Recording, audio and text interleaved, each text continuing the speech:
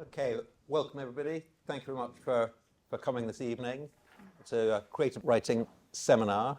For those who don't know, any members of the public who may be here, I'm Jonathan Michie, the president of the college, Kellogg College, and I should say something about the college to put this in perspective for your benefit and indeed for Brian's. Up until 1990, you weren't allowed to do paid work as a University of Oxford degree student. In other words, you couldn't study part-time. That's still true for undergraduates, but in 1990, the university agreed that at postgraduate level that would be permitted. And so this college was formed to support those students who wanted to study part-time while they continued with their work or other commitments. And one of the sort of spin-offs of the university being so conservative for so long is that unlike other universities which would say, yes, you can study part-time, sign up for any of the degree courses and you can do it part-time, and then you'd find you'd be sort of forgotten because it was basically a full-time course. In Oxford, we designed courses specifically for students who are going to be studying part-time, to the extent that full-time students weren't admitted. They're only for part-time study. And one of the most successful of those was the Masters in Creative Writing, which Dr. Clare Morgan designed and introduced and has directed ever since for the past 20 years. So Claire will be answering the difficult questions this evening. I'm going to... It should be asking rather than answering. Exactly, yeah. I hope so. I'll kick off with one and then maybe come back for another before throwing it open to you. So be ready with your questions. But first I should thank Brian Cox very much for having agreed to be one of our artists in residence here at Kellogg College. And I wanted to start, Brian, by asking you if you'd say something about your background, how you came to be where you are today. I know a lot of you have bought copies of his book over the last few minutes, and if there's time, Brian will sign as many as he can. I had I was lucky to read it for, so I know something about this, but it was, in retrospect, extraordinary, really, for a working class kid in Dundee like you to have had the journey you have. So could you say something about that? Yeah, I mean, I think deprivation is a great it's a great motor, really, for life, and I think that's really what motored me. I mean, I only think that on reflection. I don't certainly think that. I didn't think that at the time. In fact, I didn't even actually feel deprived, to be honest with you. I mean, my background is that my father died when I was 8, and then my mother had she had a massive cognitive nervous breakdown, so she was not present for quite a lot of my youth, really, since probably from about till I was about 11. She was not there.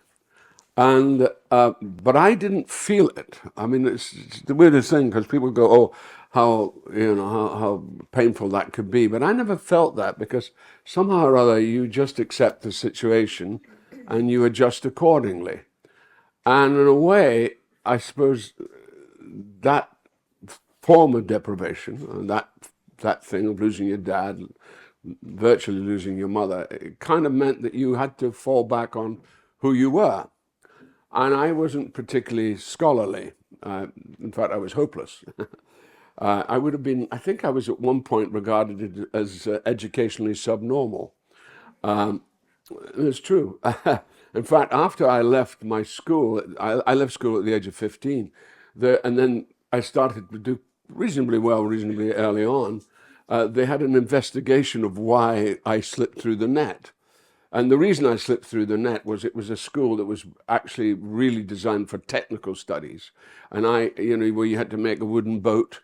Well, my wooden boats did not look like anything on God's earth. So I was kind of that was the time it was really unhappy for me. Actually, was at school, because I didn't feel that anything was feeding me in the way that I wanted to be fed.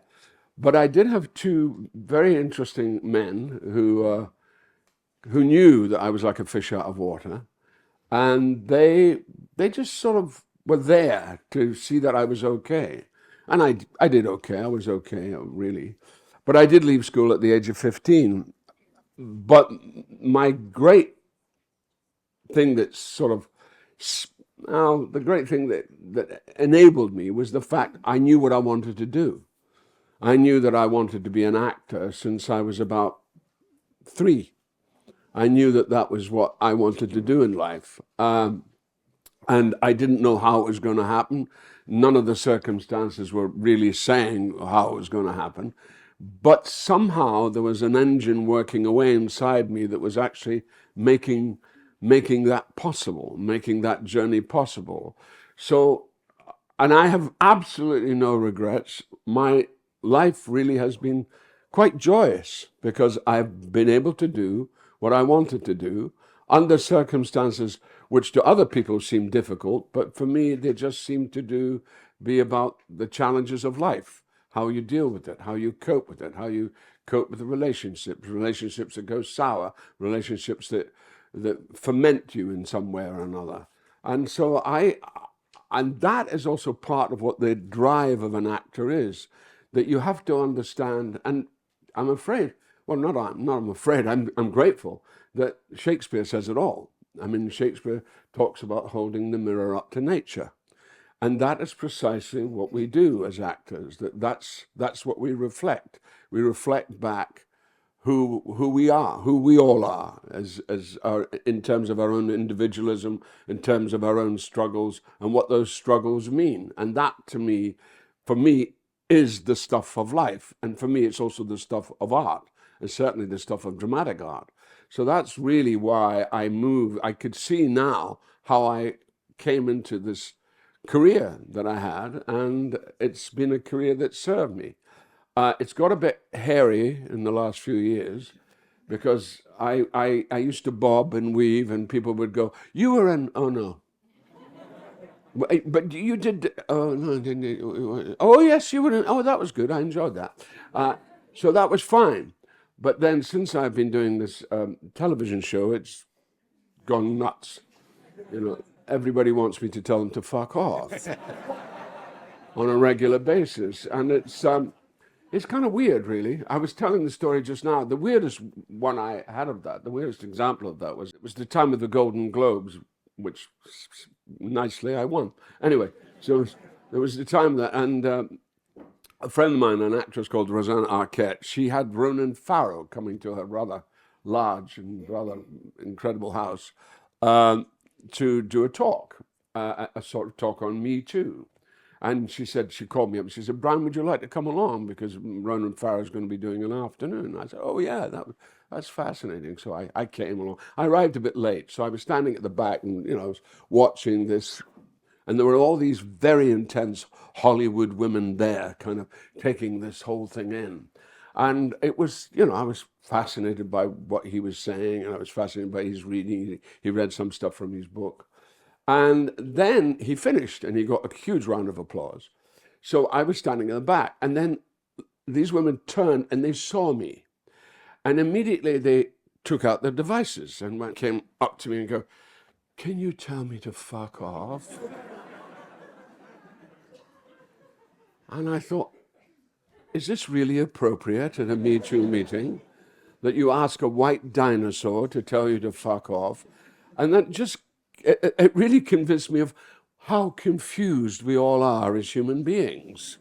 And how everything becomes confused, and you go, this is the stuff I love. I love that stuff because it's about being human. That we do make these mistakes, we make these errors all the time. And of course, dramatic literature is about that. It's about cohesing all of that and making all that come alive, and we all identify with it because we go, "Oh my God, that's just like me. I do that. Oh God, isn't that horrible?" But so that's the motivating factor, and it served me really rather well. I mean, it does get it's got a bit hairy now because of the fact that the character I played, he is so known. I mean, everybody kind of knows about him, and so it's got. I mean, I do mourn my anonymity. You know, I spent, you know, I'm in my 70s now, but I spent most of my, up until my late 60s, being anonymous. But, you know, people knew me, people would know my work, and they would say, oh, yeah, well, that's good. But I didn't have the kind of fame that I have now, and it's a bit of a burden. It's not an easy thing to deal with because I'm not used to it, but also at the same time, I'm fascinated by the nature of it, how it affects people. I'm fascinated about how people are affected by me in a way they don't know who I am. They know I'm famous for this one fuck off praise. So I just go, this is so weird. Human beings are truly, truly weird. And they seem to get weirder and weirder and weirder. And of course, for an actor's point of view, it's the whole stuff. It's the stuff that we love.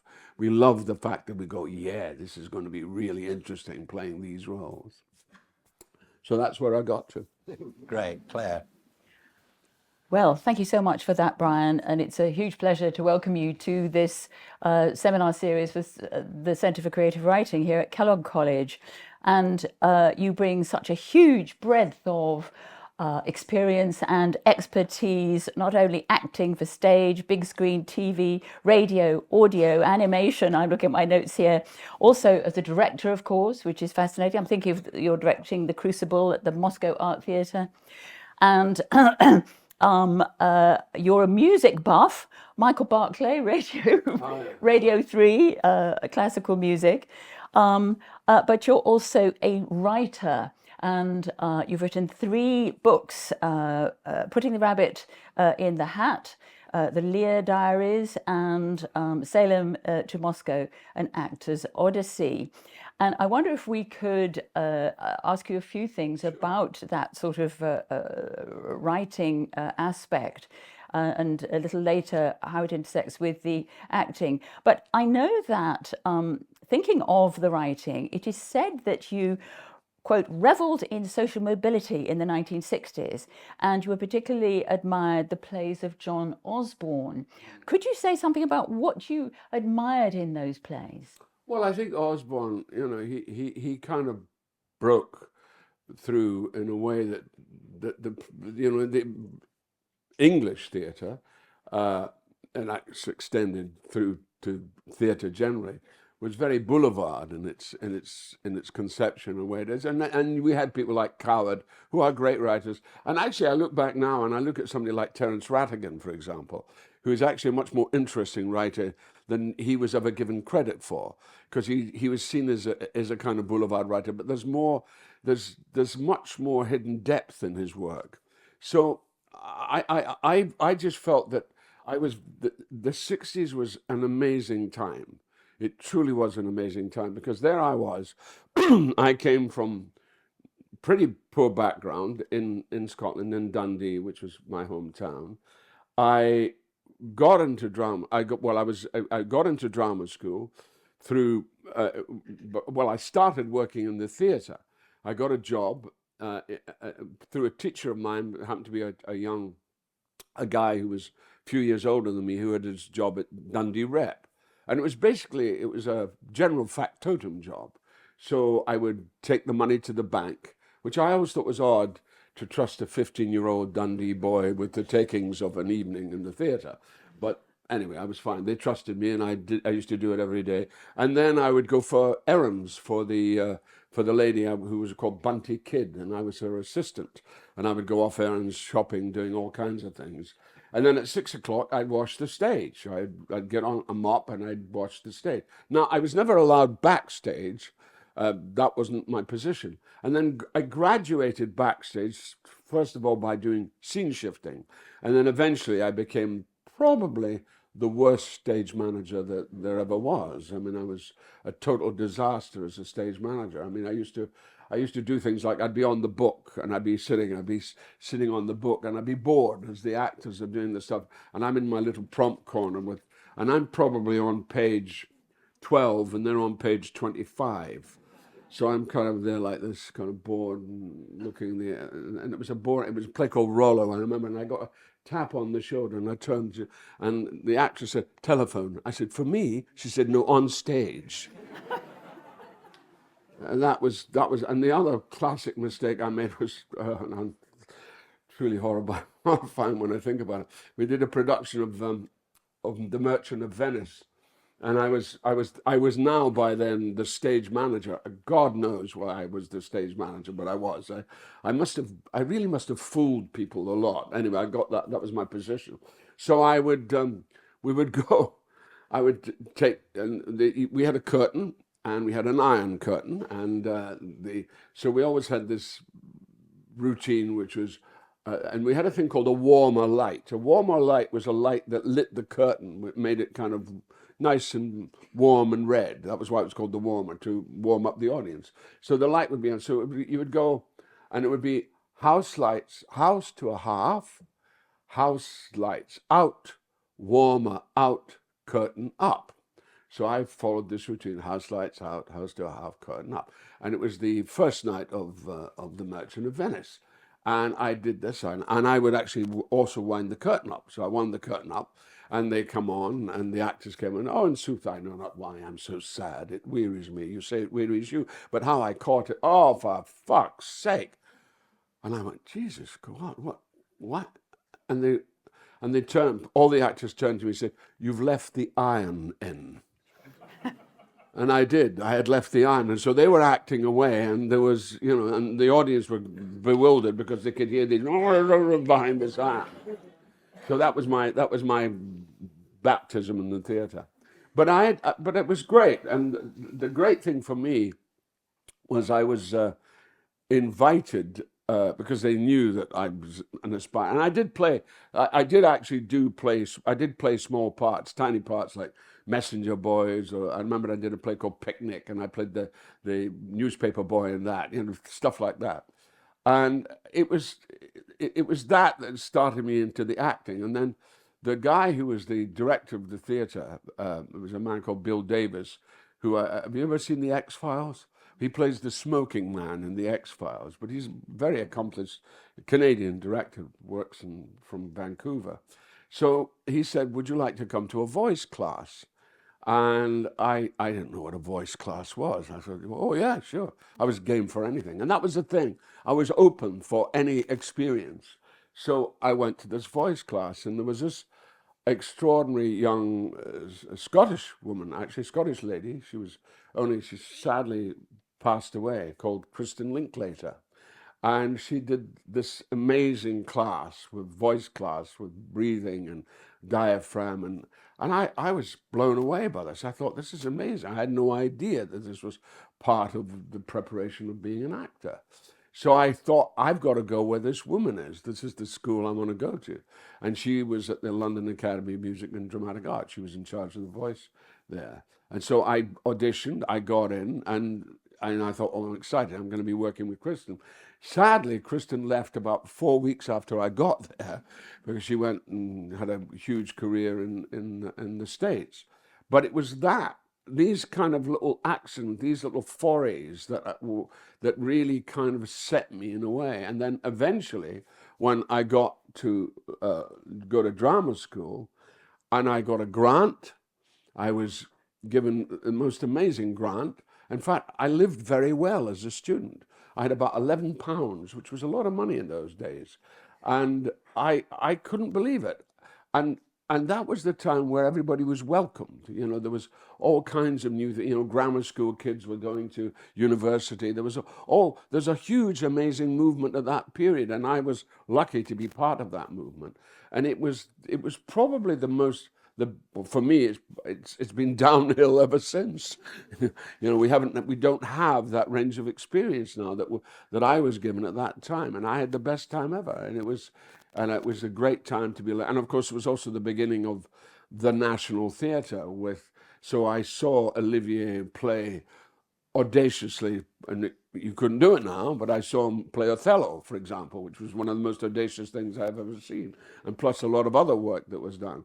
And as a students, we always got free access to dress rehearsals. We were invited to dress rehearsals, and I remember seeing Maggie Smith in a restoration play, being astonishing, and seeing all these great actors, Edith Evans doing Hay Fever, and I realized what an incredible heritage was there and available to be a part of. And also, and this was the most important, to be welcomed.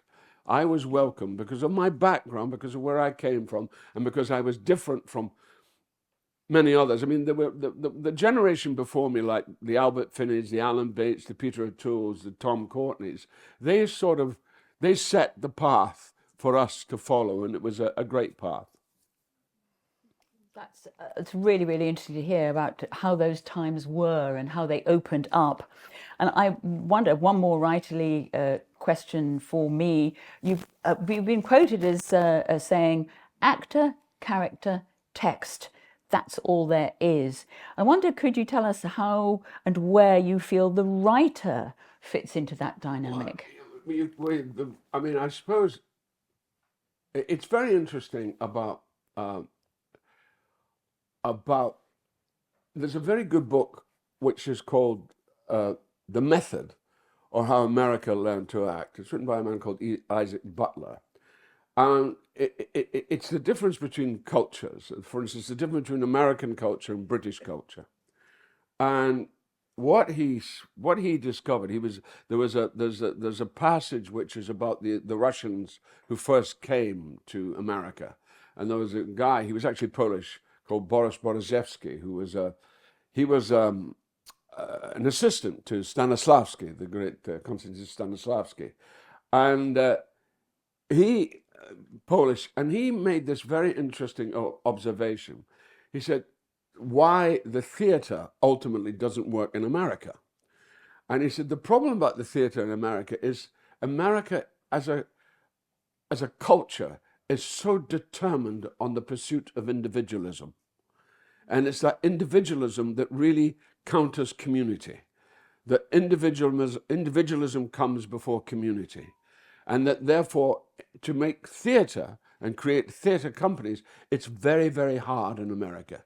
A, because they have no subsidy, and we don't know how lucky we are here with the Arts Council, with the money that we've got. And our theater, and this also goes right back to the Bard, but we've developed that over the centuries, and it's so locked into who we are. And it's one of the reasons that I've come back now, because I live in the States. I live in New York, because of work. But I'm now, because I'm going to be doing 2 plays this year. I did one at the end of last year, which I'm going to do at the end of this year, and then I'm doing a play which I start rehearsing on Monday. And it's so fervent, that thing that we have, and we don't realize that we have it. And we try to do all kinds of things not to have it, knock it, undercut it, undermine it. But it's there, and it's like it's in the fabric of who we are. And it's sad, because I could understand what Borozewski meant about America, because America does have that individualistic drive, that the community is slightly takes a back step. Whereas here, the community is all. And that's the thing that I really value about it, And it's not an overly conscious thing. It's just there. It is in the fabric of who we are. And you were saying before we came down how the writer is absolutely central to it all. The writer is vital. It's absolutely, you can't do it without the writer. I mean, you can't. I mean, my son is an improviser, and a very brilliant one too. And they do a thing called School for Night, and it's a great thing because they improvise Shakespeare, which is fantastic.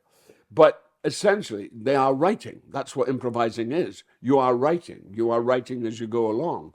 And it is the written word. And when you work with the writers on Succession, when you have the team of Jesse Armstrong, Lucy Preble, Georgia Pritchard, John Brown, Tony Roach, they're an incredible team, and you can't do it without them.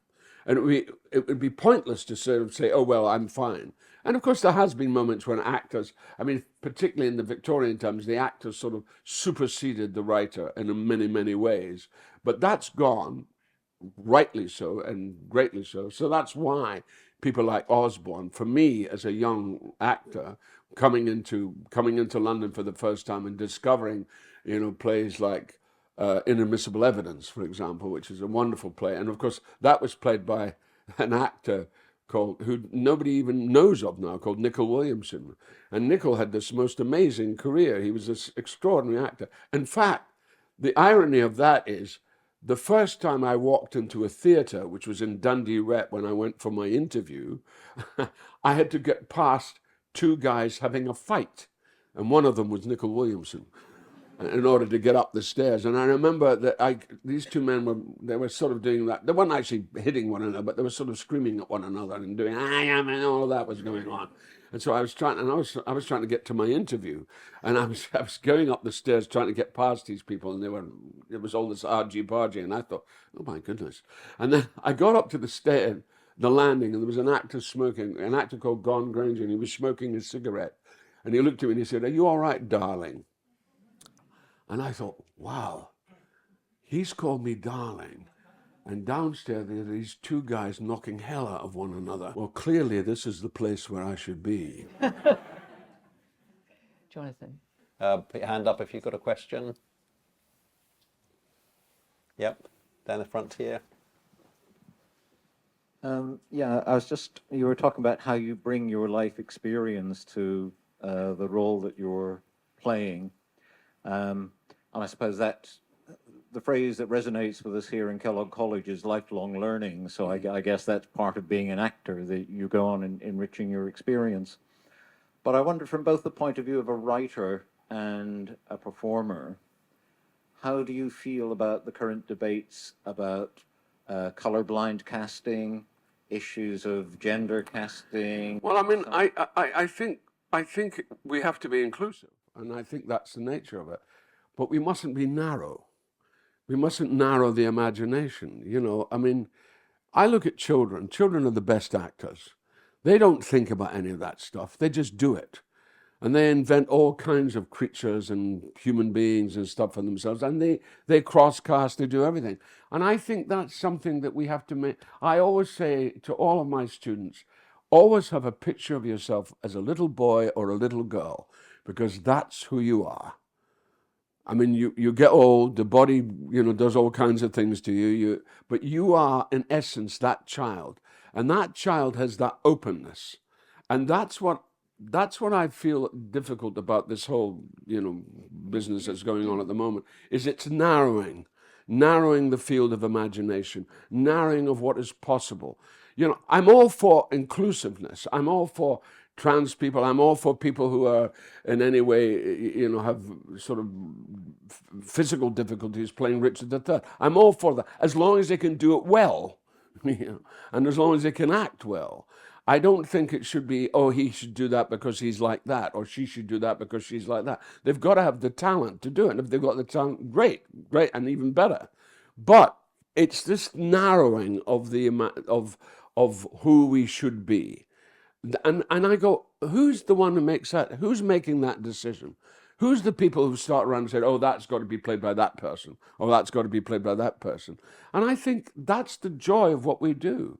We do it because we love it, and we do it because we don't think of us, we don't reduce ourselves as to who we are.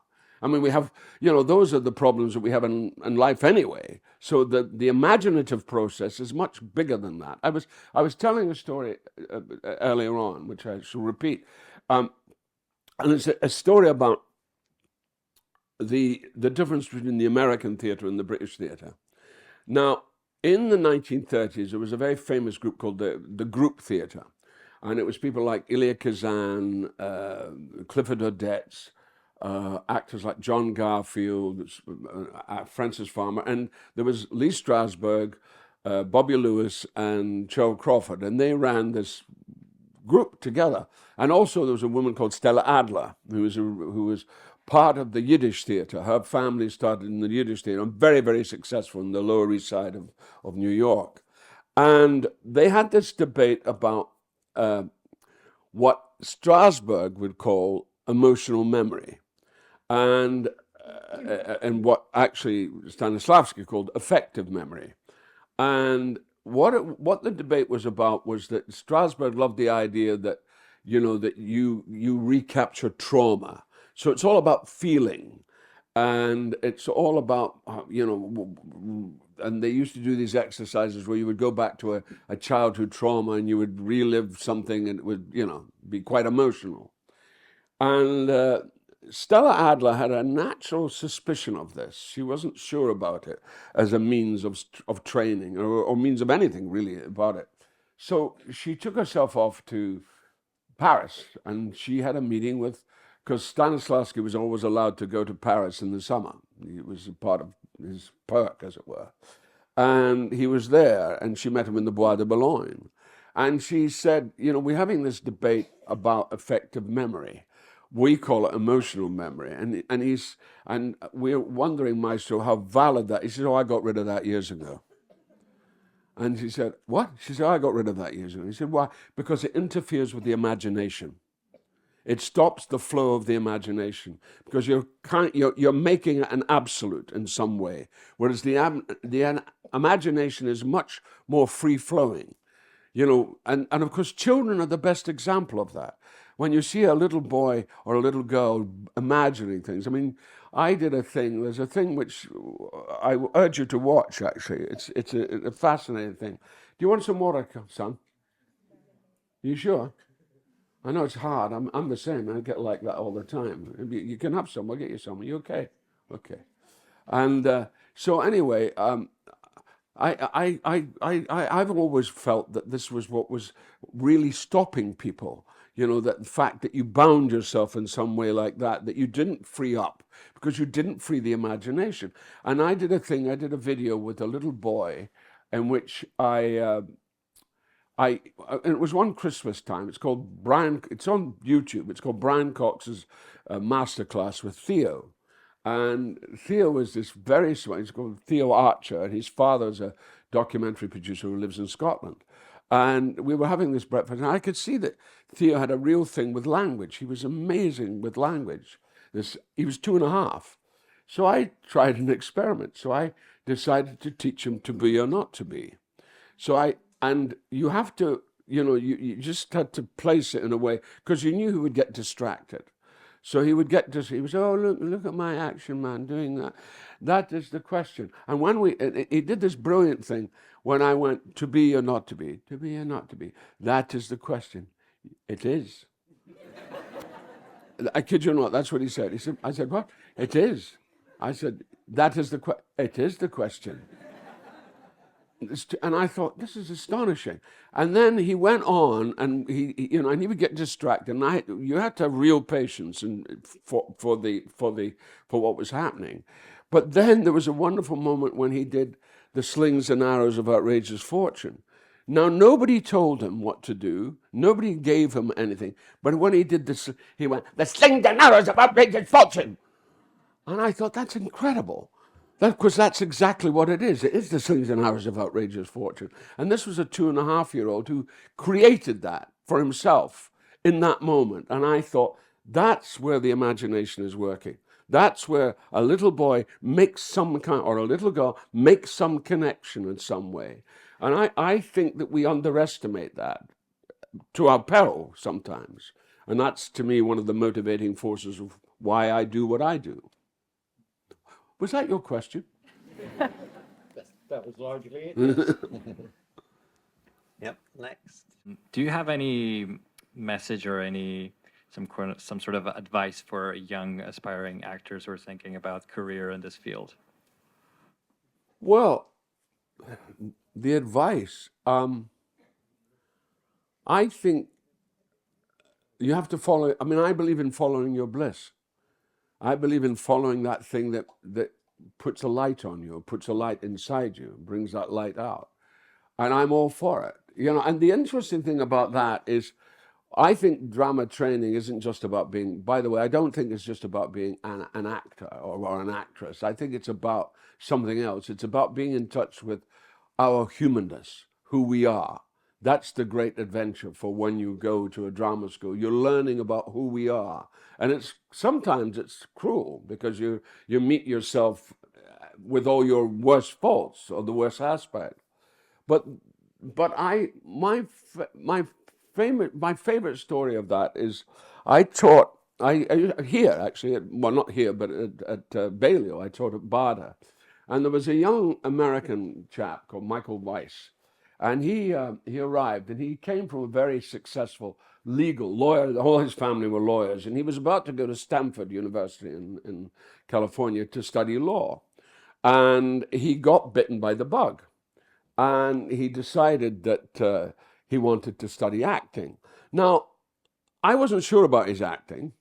I thought, yeah, he had great enthusiasm, but I also thought if he wants to do it, he should be given the opportunity. So I arranged for him to have an audition at Lambda, and I never thought he'd get in, but he got in. So that was great, and he studied for 2.5 years, and he did the work and started as an actor, but he found it difficult, and in the end, he didn't act. Now I had lost touch with him, and then finally, about 3 years ago, I got a call from him. He was living. I live in Brooklyn, in New York, and he was living quite close. And he said, "Can we meet?" And I said, "Michael, we haven't met for it was probably over 20 years." He said, "Yeah, I'd like to meet and talk." So I went to see him, and I'd known he'd had a bit of a rough time because he didn't, and his parents were extremely. I had a problem with them because I was facilitating when they were rather that he would be a lawyer. So, and I met him. I said, "So how are you?" He said, I've never been happier." I said, "Oh, that's great." I said, "So what are you doing now?" He said, "Well, it's extraordinary." He said, "But now I'm a cantor in the synagogue." And I said, "Wow." I said, "Really?" He said, "Yeah." He said, "And I couldn't have done that if I hadn't gone through with the training that I'd gone through." He said, "Because that opened up all kinds of possibilities to me. And now when I sing in the synagogue, I know that this has come from that." And I just thought it was kind of rather humbling to know that, to have that thing from him. And then I go, wow, this is amazing. And it had been tough for him. So my view is that acting can lead to all kinds of things. You don't have to necessarily be an actor. The training facilitates you and that's why I think it's great training, because you're dealing with the personality on a daily basis, and you're dealing with it, 24/7. You're dealing with yourself and your own things and when I work with young actors, their problem is never to do with what they learn. They always get in their own way because they question themselves. They don't trust themselves. They don't have the fear, and they've not. And of course, they've been brought up in conditions where you're not supposed to trust yourself. You're supposed to be conditioned to behave in certain kind of ways, rather than understand what your human instinct is and how that instinct serves in relationship to your imagination. And that's why I think drama training is very valuable and very important. And people who knock it, and I heard of a casting director recently who wouldn't, and this is the state of our industry at the moment, he wouldn't interview anybody who was trained in a drama school. He was absolutely against it. And because of that sense of immediacy. But you go, no, the drama school teaches you, the thing that taught me more than anything else in drama school, apart from the voice work and the movement and all that, but it taught me how to think. I never knew how to think until I went to drama school. When you put yourself in relationship to a text, you have to think, because you have to know, why is he doing that? What does he come in the room for? Where is he going? What is his intention? And there are great teachers like, I don't think, I'm not a Strasberg fan, but for instance, Sanford Meisner is I think a wonderful teacher, because he used intention. So what are you doing? Why do you walk on the stage? Where are you going? What is your moment there? Because the confines of a play dictate that. So, yeah. Great. And Thank you. Can you describe a little bit more of the process of how you leave yourself behind and meet your character? Especially sort of like thinking about something different where you have to have another accent or just. Well, there are, you know, it's always, first of all, for me, I have to get into the essence of who somebody is, what their essence is. And that's the way I kind of work to start. And then I build it up gradually into the conditioning and the conditions that you're living under and what the pressures are, what, you know, and also what the character wants, what their need is, and whether their need and their want are really in harmony with one another, or they're doing that with one another. And a lot of characters, their need and want is actually doing that. So you build up a sort of inner portfolio of how you achieve that. But it's all to do with also your understanding of the balance between your intellect and your instinct, and how your intellect can feed your instinct, not the other way around. Your instinct doesn't feed your intellect, but your intellect can feed your instinct, in the sense that it broadens things out. It gives you pathways towards discovering what the character you're playing is. And that, to me, is the real extraordinary thing about doing what I do. And I find that the gratifying aspect. I'm currently working on Long Day's Journey into Night, which I'm about to do in the West End. And it's very interesting that the character I'm playing is an actor. I'm playing James O'Neill. And he is a fascinating man because he's also got two sons, which I have in reality, and the sons complain he's a miser.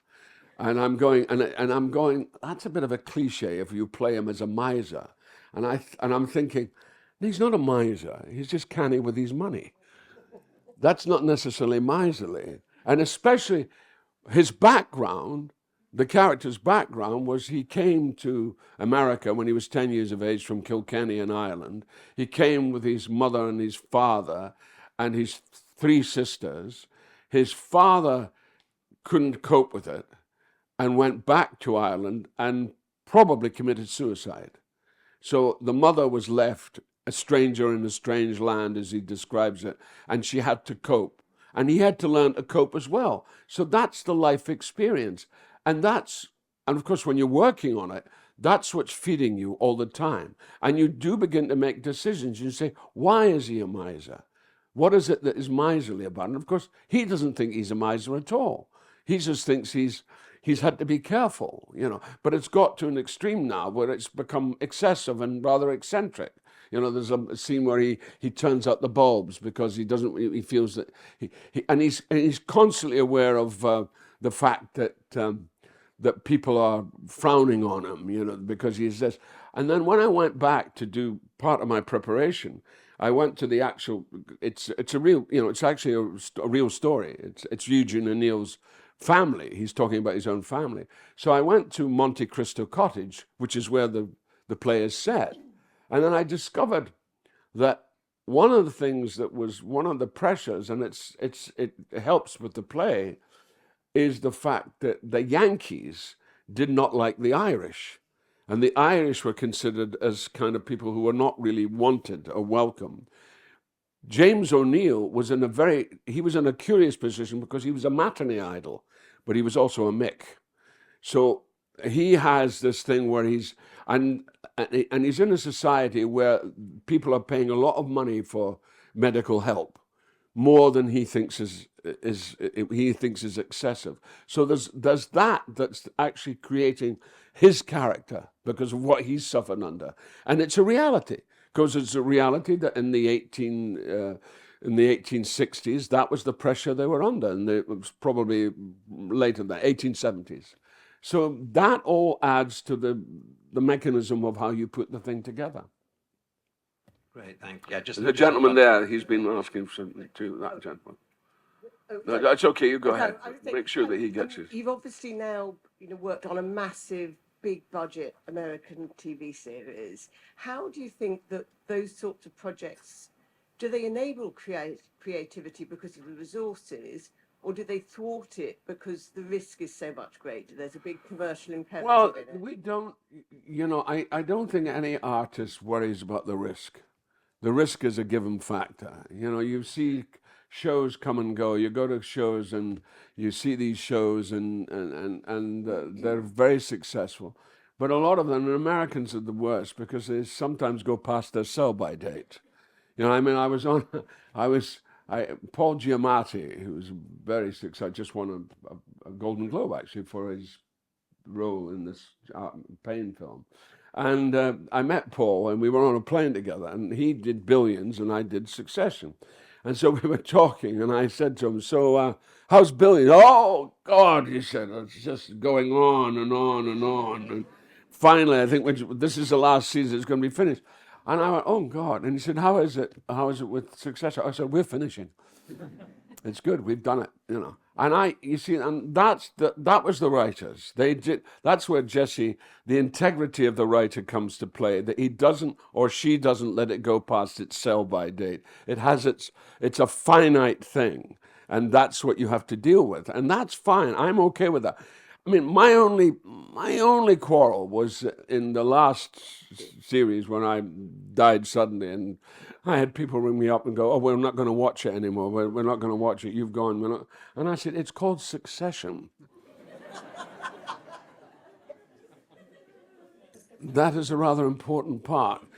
Even though those 3 children are the most boring children you could ever meet in your life, but it is called Succession, so you have to deal with that. My only argument about that is I think I would have, because it put an onus on them, this is my quarrel with the series. It put an onus on them to repeat a lot of stuff that they'd already done. So there was never new territory going into. Whereas I think you should have killed me off in the 5th episode rather than the 3rd episode. Thank you. Hi, Brian. Hi. I'm going to ask you this because I lived right by Dundee in St. Andrews for a few years. But I'm curious as to whether you have plans of bringing some Scottish heritage stories to the mainstream. Well, we're doing a plan at the moment. I don't know if it's going to come off. James Graham, who is a wonderful writer. Well, I also think that the theatre now in the UK has never been better. It's great to come back here and see things like the Motive in the Queue and to see This England. I mean, some wonderful stuff going on. A lot of very good young actors and a lot of very good directors. And we're planning. I don't know if it's going to come about. But I had this idea of the financial crisis of 2008, and I'm also a great lover and a reader about the Scottish Enlightenment, David Hume and Hutchison, Adam Smith. So we've come up with this idea of Adam Smith coming back to the financial crisis of 2008 and dealing with Fred Goodwin and the appallingness that went on there. And I think it could be quite a good comedy, really. Thank you so much. I have a quick question. If we don't limit our imagination, I wonder, who would you like to have dinner with among actors or film directors, those who are not with us anymore? Thank you. Well, I would like to, dinner, oh gosh. Actors I would like to have, I would love to spend an evening with Spencer Tracy and Katharine Hepburn. That's an evening I'd love to spend as actors.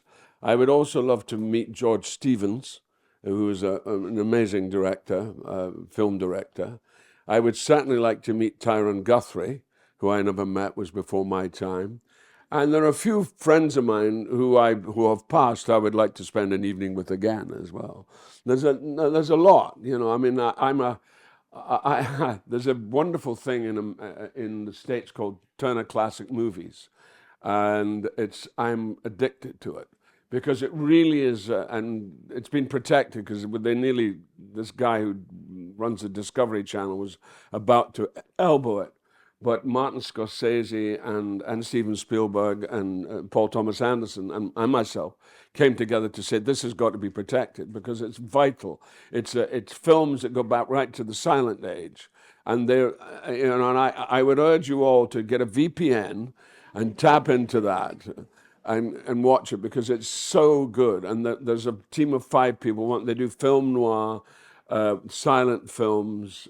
They do foreign films as well. So the range is incredible, and it's really the stuff of what I do and what I love, and it's very informative and highly entertaining. So you meet these directors like George Stevenson, because my very favorite director, though I would never want to have an evening with him because he was quite an abrasive man, was John Ford, who I think is a film genius. Thanks. Any more? Yeah, one at the back. Oh, you got one here. Yeah. Hi. I was just wondering, do you think your approach to how you look at screenplays and scripts? Where are you? Oh, sorry, I'm here. Oh, sorry, I can't see. A ghostly voice came from somewhere. Yes, sorry, say again. Do you think your approach to how you look at screenplays and scripts is changed at all because you look at it not only as an actor but as a writer as well? Well, I think actors have the writer in them. I think because again, it's linked with the imagination.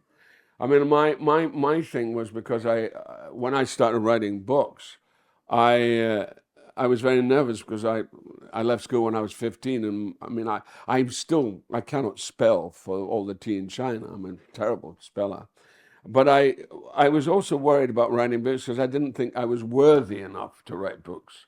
I had my own sort of sense of that, and then somebody very liberated me by saying, write how you speak, write how you talk, and then you can then structure it, but get that out first, and then you can structure it into proper language, as it were. And that was the thing that liberated me on both this book, certainly. Well, the Leo was a diary anyway, so that was one thing. But Salem to Moscow, which was written about my experience of working in Moscow in the 1980s, which was a kind of extraordinary liberating thing that happened. And it only happened because of being here at BADA, and I met the people who from the Moscow Arts. And there was this extraordinary man called Tony Branch. And also, we've always had a touch of xenophobia. Well, I think it's sometimes more than a touch of xenophobia. I think Brexit is a very good example of that, that we've had here. But in the theatre, at BADA in the 1980s, this was in the 80s, you had and Tony Branch brought both Joachim Tenschert, who was he was the director of the Berlin Ensemble, and Alexei Fremov, who was the director of the Moscow Arts, plus Sasha Kalyagin, Anastasia Vertinskaya, and they all were here.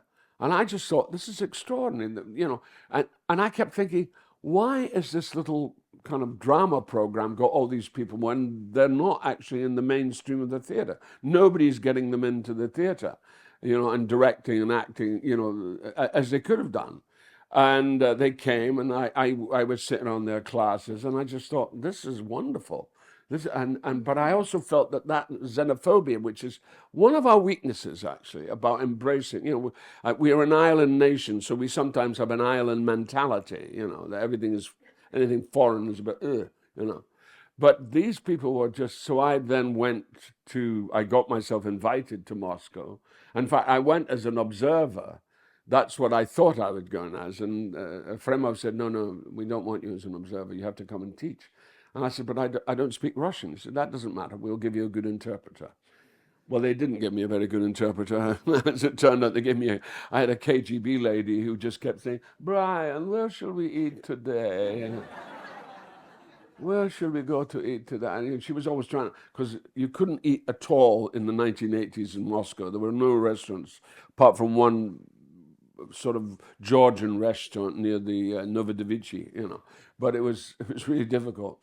And what happened was that I was working with these, it was funny, I was working with the kids, and I was with my interpreter. And my interpreter went off one day to find a restaurant, and there was a young woman who was a design student, and she could speak English. She was Lithuanian. And she finally came up and she said, she's not interpreting you correctly.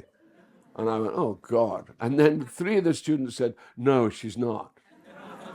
And I went, you understand? And they all understood me. They couldn't speak, but they could understand. So I just used to send Nadia off to find more restaurants. The question up the back. Hi, Brian. You talked about the different styles in America and over here, and I wondered if it had ever clashed in your work where you're opposite someone maybe working an American style that's different to your own, and how you dealt with that. Well, Jeremy Strong is a very good example of that. I mean, Jeremy's a fine actor, don't get me wrong, and when we did the scenes together, it was fine. But the endless dance up to it was where he, you know, and it just, you know, you should talk to Matthew McFadden about that, because he had a real view on that, which was a much more, no, he was, anyway.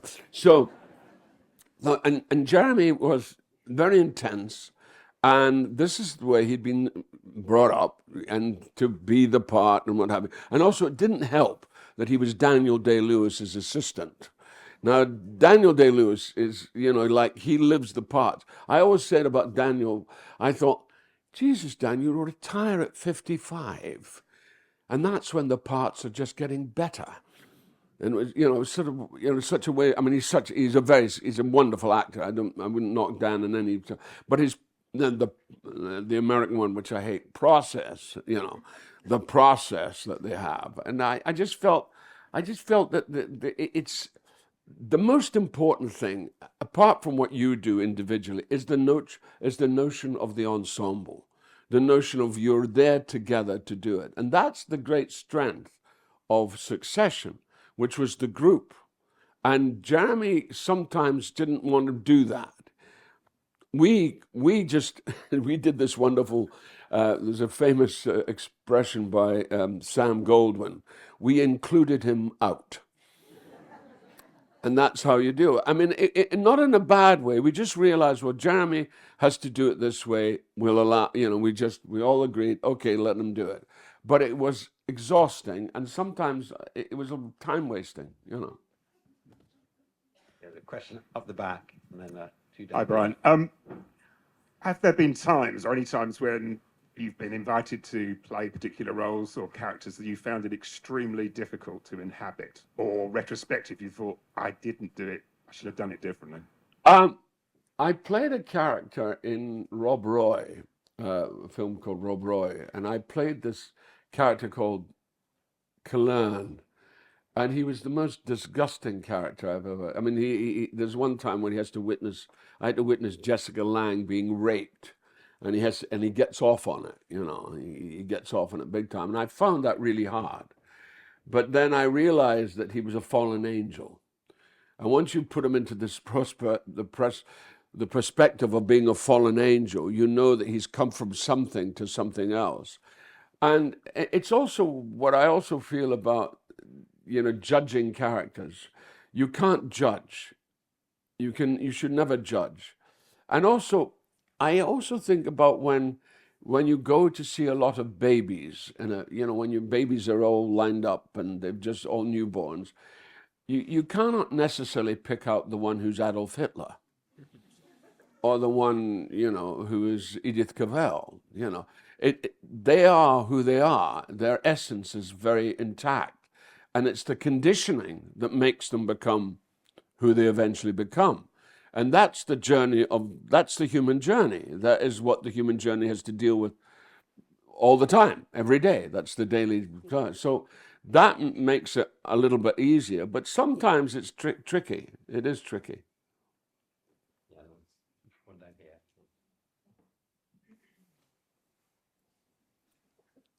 We've got a microphone down here. That lady. Very nice to be here today. I'm really enjoying it. You mentioned that the best parts are for older people. Are there any parts that you still wish you could play now that you'd like to take on? Well, I would have liked to have played Hamlet, you know, but I'm a bit long. Actually, I did it recently there's a wonderful woman called Tina Packer, Now, Tina's, she's English. She's was a wonderful actress. I remember seeing her playing in David Copperfield in the 60s. She's now in her 80s.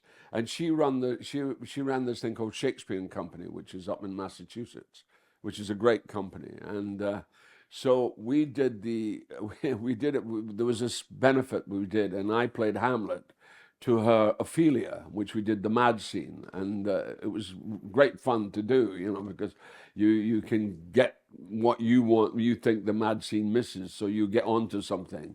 So yeah, I mean, that was wonderful. I mean, that was one of the great, you know, the great perks actually. And when you meet someone who's been through a similar kind of life experience that you've had, and you know, I mean, I do feel that, you know, because I also feel it when I watch productions of Hamlet which are all conceptual and nothing to do with the text, you know. And there's a lot of that. There's a lot of conceptual work goes on, which looks pretty, looks nice, and you go, what does it mean? What is the text telling you? And the text is usually telling you, and that to me is that I believe in text. I really do believe that you cannot do anything unless you understand what the words are. And a lot of productions are more not about the words, that the words are serving some concept, some idea, some physical idea of how you present. But it's not always related to actually what the thing is about, you know. And so you see productions of Hamlet, which could be about anything, but not necessarily about Hamlet. And one beside have to be the last one, I think. I was wondering if you could. Hello. Oh, hi. I was wondering if you could you touched on it, but if you could talk about your relationship as an actor with the writers, especially on a show like Succession, where it's there was a writer's room and it's a team of writers. I was just wondering what was the relationship between the cast and the team? I think the relationship is trust. You have to, I mean, for instance, for example, one of the actors would always go up to the writers and make suggestions about things. I would never do that. Not in a million years would I do that. If something was really off, then I might do. But normally when you've got great writers, you don't have to worry about that because they know what they're doing. And it is about trust. And it's about actually, so I think, and also you waste energy in that way. You know, where you can say, maybe he should do this, maybe he should say that. And you go, no, just do what the writers want you to do. And actually, ultimately, that's more liberating. Because if you go down that road, it's a much better road than you trying to fill in gaps that you feel need to be filled in when it's not necessary. If you've got a good writer, you know, you don't go up to Anton Chekhov and say, listen, Anton, you know, at that moment there, I really think I should do this at that time, don't you? And Anton would just tell you to go and fuck yourself, quite frankly. You know, and I think that's right. I mean, I think so that's why I would never, I never do that. I mean, occasionally as a director, if I'm working on a play and I see a problem with there's a play I did recently with my wife, which was a wonderful play by this Israeli writer called Yoshua Sobel, and it was called Sinners. And the problem for the play was not her part was extraordinary. The story is about a woman who is in a hole in the ground, who's about to be stoned to death for adultery. It's set in the Middle East. And the stones have to be collected by the person she had the love affair with. That's the idea. So the male part is very difficult, and it needed stuff.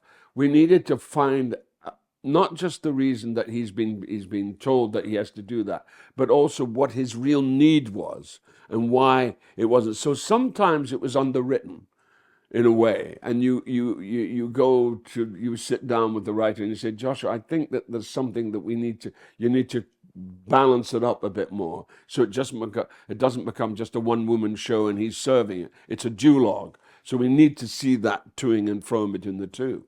So that's the only time that I would ever do that as a director. As an actor, I think you've got to be more open and yet it's very difficult. It's a contrary thing in many ways. You're open in one sense, but at the same time, you're keeping yourself on a very tight rein in relationship to the writing. If it's good writing, you have no problem, and because we have such great writers here, that's not been a problem for me, and that's why I abdicate any of that stuff of saying, oh well, I think it should be this or I think it should be that. No, it's this. Do that. That's a big enough challenge. Great. Well, I'm afraid we're going to have to. She wanted to just. Oh, sorry. I'm really sorry. I was just going to say, if it's great writing, then do you identify the want and need that you were talking about pretty much straight away? Does it come? Well, if it's great writing, those things are so evident and so apparent and so they're there. The great writers just do it for you. You don't have to worry about it because they do the work. And all you have to do is take it to that next step. Yep. Okay, now we do need to close it now because Brian's very kindly agreed to sign copies of his book, and I know that a lot of you have bought them, so it may take some time. So please form a queue in a moment at this small table here. But before that, I'd just like to thank Brian very much, firstly for joining the college, which is great, and secondly for making the effort to come here this afternoon. Brian only just landed at Heathrow, and he's got to take off from Heathrow at the crack of dawn to go to Dublin to collect another award. Anyway, anyone normal would have gone home to unpack and repack, but instead Brian came to talk to us. So please I did go home with my packing bag. There was a time when I thought I'm going to have to bring these 5 huge bags here and then 5. No, I got them home. That's okay. Well, anyone else would have put their feet up and watched the telly, but thank you very much, Brian. Thank you, Robert.